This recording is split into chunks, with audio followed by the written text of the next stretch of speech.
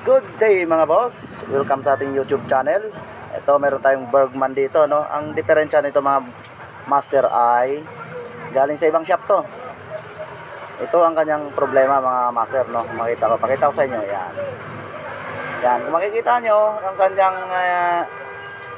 sensor ay nagkukulay dilaw at lumalabas yung FI. Makita nyo po lumalabas yung FI dyan. Ito yung sa Bergman kung sakaling nagkakaproblema.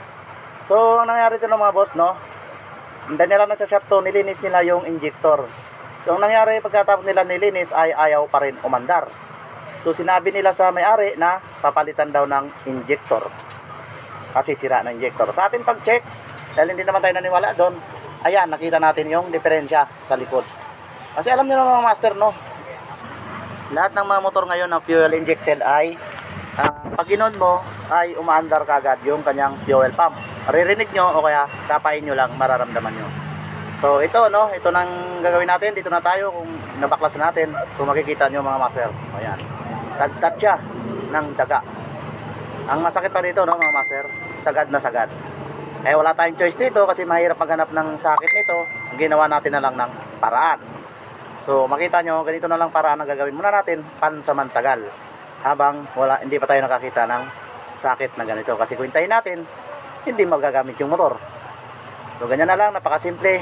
Safe naman yan kasi nag-iisang wire lang ang naput. Ano yan, makikita nyo. Okay.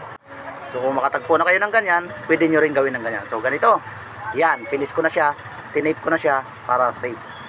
So sa mga master, no, kung wala naman kayong choice minsan, kung hindi kayo makakita ng ganitong sakit, ganyan na lang, pansamantagal.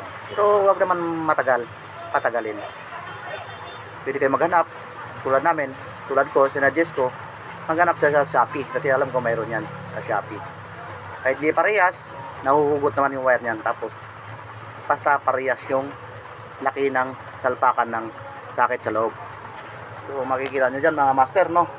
Ako hindi tayo naninira sa ibang shop, di ba? Hindi naman tayo magaling, pero may alam na tayo sa FI. So tulad dito, titestingin natin kanina, lumalabas yung nagdidilaw yung kanyang sensor sa fuel pump at saka lumabas yung FI. So ngayon, titestingin natin ngayon yan.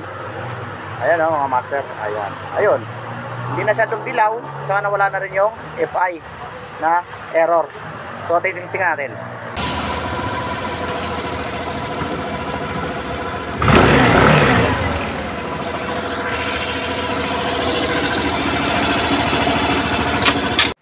So yun mga master, no, nakita nyo. Yan, okay na siya.